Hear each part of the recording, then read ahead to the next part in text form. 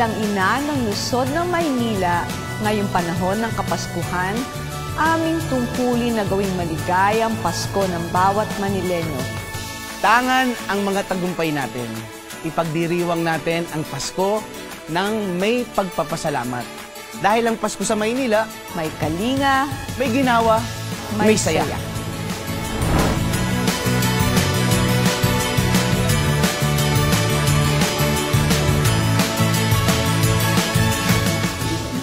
Ang Pasko sa Maynila ay Paskong may kalinga.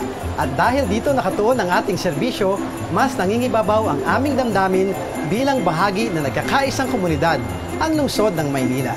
Dito sa Maynila, may iba't ibang anyo ang pag-aalaga at kalinga. Ito ay ang maayos na pakikitungo sa mga naghahanap buhay sa ating lungsod.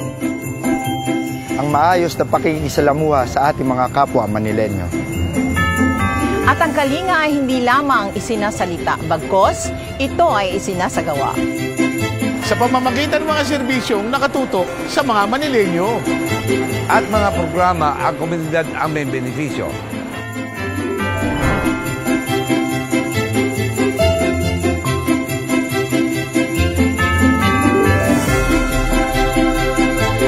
Nakaatang sa ating mga balikat ang tulay na nagdudugtong sa ating mga pangarap at ang katuparan nito at siguraduhin ang kalingang angkop sa bawat Manileño ay natatanggap ng lahat, hindi lamang tuwing Pasko.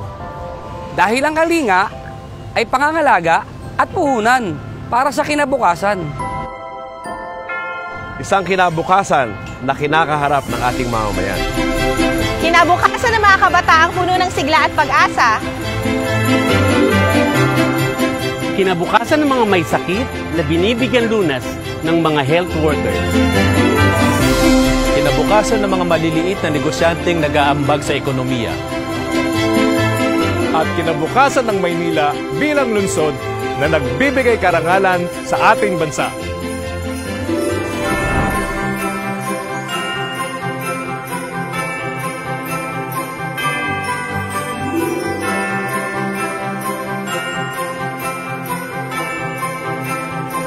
Ang Pasko sa Maynila ay Paskong may ginhawa. Isang ginhawa kung saan inilalapit ng ating pamahalang lungsod upang masigurado na ang pangunahing pangangailangan ng lahat ay personal na tutugunan at diretso sa mamamayan.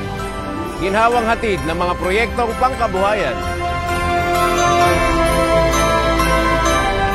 Ginhawang ang layunin ay malusog na pangangatawan. At lusog ng isipang hatid ng mga programang pang-edukasyon. Ito ang ginhawang hatid ng kaligtasan sa bawat sulok ng Kamaynilaan. At ginhawang bigay ng garantisadong malalapitan sa mga oras sa pangailangan. Ginhawang deserve mo dahil ikaw isang Manileño.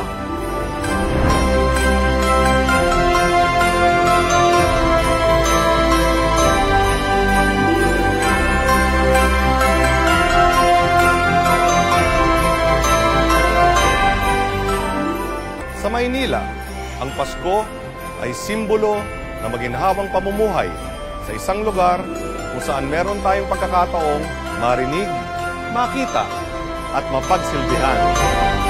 Mapagsilbihan ang mga Manileño hindi lamang sa material na paraan, mapagsilbihan ang bawat isa ng pantay-pantay at walang pinipili. Makapagsilbi na may layuning mabuklod tayong lahat bilang isang lungsod. Lungsod na nagtataguyod ng dignidad ng bawat pamilya at ng kanilang pamumuhay. Dahil ikaw ay Manileño at ang ginhawa mo ay ginhawa din namin. Kaginhawaan na nararapat sa bawat mamamayan. Lalo na po ngayong Kapaskuhan. Di ba, Lo?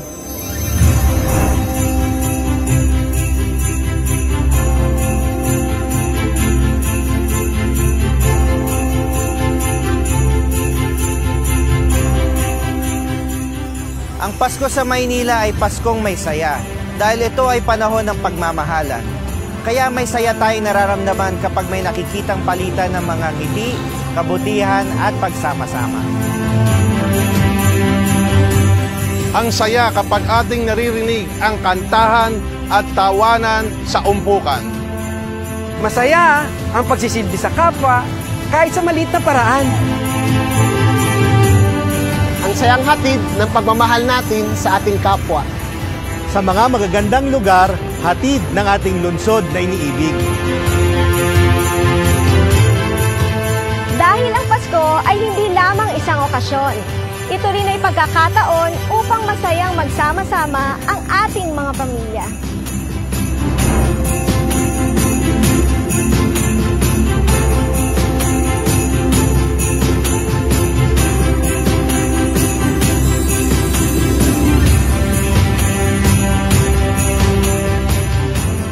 Sama-sama, maaari tayong lumikha ng isang lungsod kung saan ang saya ay hindi lamang isang panapanahong pagdiriwang, kundi ang mismong paraan ng ating pamumuhay. Ang Pasko sa Maynila ay Pasko may saya. Dahil ang itinitubok ng aming puso ay magbigyan kayo ng saya sa inyong tahanan, sa inyong barangay, at sa buong Kamaynilaan. Saya sa pagbibigay serbisyo sa kapwang naghahangad ng kalinga at ginhawa para sa lahat.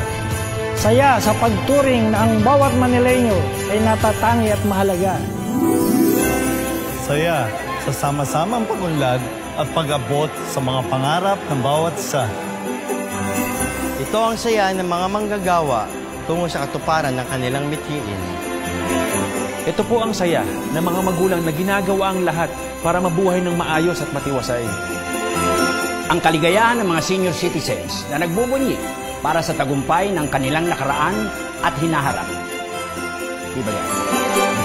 At kaming mga kabataan na umaasa sa maliwanag at mabuting kinabukasan. Ito ang saya na mapabilang sa pamilyang kung tawagin natin ay lungsod ng Maynila. Mas gumaganda ang Pasko sa Maynila dahil tayong lahat ay sama-samang masaya.